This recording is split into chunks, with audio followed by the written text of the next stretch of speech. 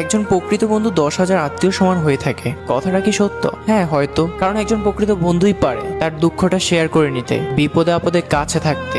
কিছু হয়নি শোনার পরেও আরে বল না কি হয়েছে, এমনটা প্রকৃত বন্ধুরাই বলে। প্রেম মানে আমি তোমাকে ছাড়া বাঁচবো না, আর বন্ধুত্ব মানে আমি থাকতে তোর কিছু হতে দিব না।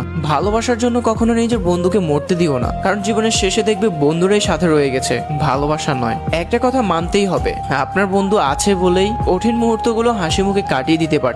বন্ধুরা এমন একটা জিনিস যারা পাশে থাকলে খারাপ সময়গুলো ভালো হয়ে যায়।